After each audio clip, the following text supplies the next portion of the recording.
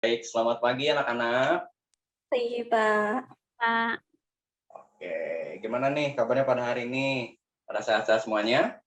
Sehat, Pak. Sehat. Oke, mantap. Nah, sebelum kita memulai pelajaran, alangkah baiknya kita memulainya dengan berdoa terlebih dahulu ya. Ada yang bisa membantu saya untuk mengawali doa? Boleh Pak saya? Oke, baik, Sinta, silakan. Oke, mari teman-teman karena untuk memulai pembelajaran, marilah kita berdoa bersama-sama untuk mengawali pembelajaran ini. Berdoa dimulai.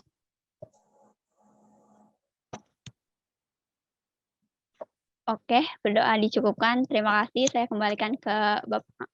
Baik, terima kasih Sinta.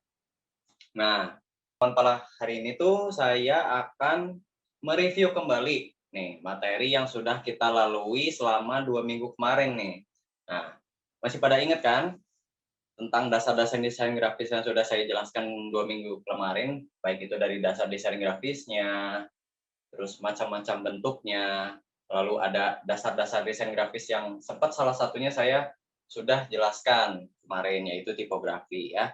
Nah, pada hari ini kita akan memulainya dengan ini. Nah, masih pada ingat nggak apa sih 3 komponen penting nih yang dipelajari dalam desain grafis? Ayo, masih pada ingat nggak apa aja 3 komponennya? Ada konsep, Iya. bentuk, dan komposisi. Oke, betul sekali Rafifa. Nah, yang pertama itu 3 komponennya itu yang pertama ada konsep, bentuk, lalu komposisi. Nah, ini tuh 3 komponen penting yang harus kita pelajari ya di dalam dasar desain grafis. Nah, lalu selanjutnya nih, mengenai aplikasi untuk membuat desain grafis nih. Coba ada yang bisa sebutkan nggak? Apa aja sih macam-macam aplikasi nih yang bisa membuat desain grafis? Ayo. Untuk versi digitalnya ya. Mungkin ada Illustrator sama Photoshop kali Pak. Oke, baik. Ada lagi?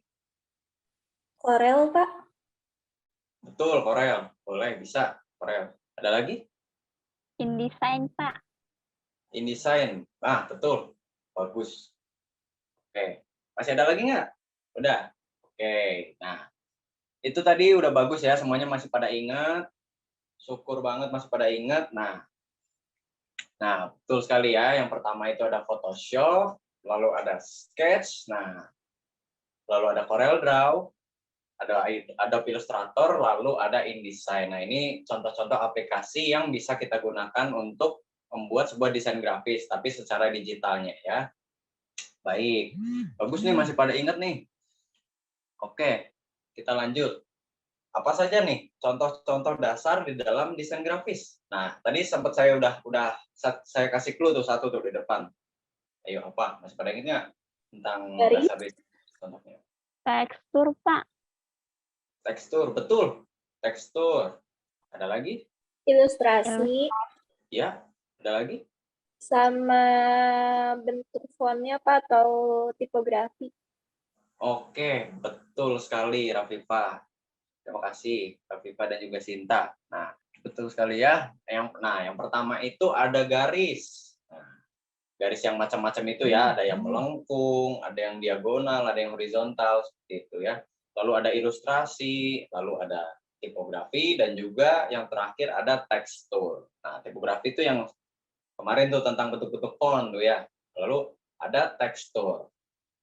Nah, kita akan saya akan mereview lanjut ke tipografi ya.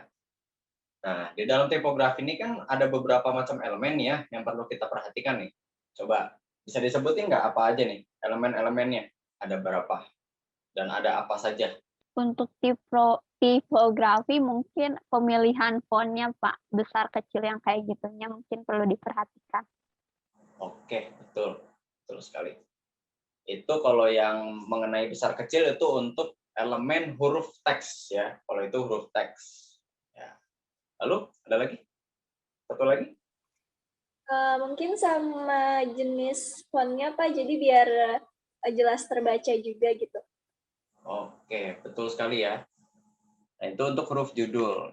Nah, ini untuk huruf teks itu kita harus memperhatikan yaitu font-nya yang penting, itu yang pasti ya, kita harus bisa membuat font-nya itu jelas dan mudah dibaca oleh orang ya.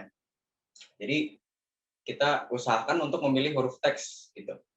Memperhatikan huruf teksnya. Nah, itu untuk huruf teks. Nah, untuk elemen huruf judul itu usahakan untuk memilih jenis font yang indah tetapi tetap kita harus mudah dibacanya juga gitu ya. Begitu. Oke. Lalu next. Apa sih fungsi dari tipografi? Mungkin saya tipe di sini bukan fungsi, tapi tujuannya. Tujuan dari tipografi itu apa sih? Ada yang tahu? Kenapa kita harus pakai tipografi itu? Tujuannya supaya untuk apa? Untuk mempermudah dan memperjelas juga dibaca, terus juga memberi rasa nyaman secara visualnya juga gitu, Pak. Oke, betul ya. Jadi untuk tujuan dari tipografisnya itu sendiri tuh benar kata Raffifa ya. Jadi kita membuat si pembaca tuh merasa lebih nyaman gitu ketika melihat dan juga membaca teks ataupun desain visual yang kita buat gitu ya. Jadi supaya lebih menarik juga, supaya lebih indah juga gitu. Jadi nggak monoton gitu, hanya itu saja. Gitu. Lalu, nah kita kan kemarin juga ada klasifikasinya ya. Klasifikasi dari tipografi ini tuh jadi urutan dari yang paling lama sampai yang paling terbarunya nih sampai sekarang. Ada yang tahu nggak? Urutannya itu apa saja dari yang paling lama dulu deh. Boleh sebutin beberapa dulu. Yang masih ingat. Skrip, Pak. Skrip. Ya, untuk tipografi mungkin yang dulu banget tuh ada skrip, display, sama sans serif sih yang aku tahu. Oh gitu. Sudah benar menyebutkannya, tapi mungkin salah di penempatannya aja Sinta ya. Tapi udah benar. Nggak apa-apa. Nah, jadi ini saya membuatnya tuh dari bawah terlebih dahulu sampai ke atas. Jadi paling lama dulu sampai ke yang paling terbaru. Nah, yang paling lama itu sebenarnya dari black letter. Black letter, lalu ke humanis di atasnya, lalu ada old style, lalu ada transisional, lalu kita mulai masuk ke modern, gitu ya. Lalu ada slab serif, lalu ada sans serif, lalu ke display, dan yang terakhir yang paling terbaru dan yang terkini itu ada script. Nah, ini tuh jadi urutan dari yang terlama sampai ke yang terbarunya gitu untuk klasifikasinya ya. Nah, gimana nih? Masih ada pertanyaan yang lain nggak? Udah cukup paham, Pak. Oke, baik. Saya harap semuanya mengerti ya. Dan saya tuh mereview ini supaya kalian mempertegas lagi dan lebih ingat lagi gitu. Nggak lupa tentang dasar desain grafis dan juga tipografi yang kemarin ya. Karena waktunya cukup singkat, sudah mau habis, jadi saya tutup aja mungkin ya. Baik, untuk pertemuan pada hari ini, saya Mohon rasa maaf, mau izin tanya. boleh. Kalau pertemuan selanjutnya apa masih mengenai dasar desain grafis ini atau udah ke praktik ya, Pak? Kalau untuk di pertemuan selanjutnya, kita bakal praktik boleh mungkin ya. Nanti saya coba untuk meringkas lagi materinya. Kalau misalkan saya rasa bisa kita langsung ke praktik, kita langsung ke praktik ya. Entah itu nanti mau tugas dalam bentuk kita gambar secara manual menggunakan pensil ataupun kita nanti saya bantu menggunakan yang kemarin, yang digital, versi digital yang menggunakan Adobe Illustrator ya.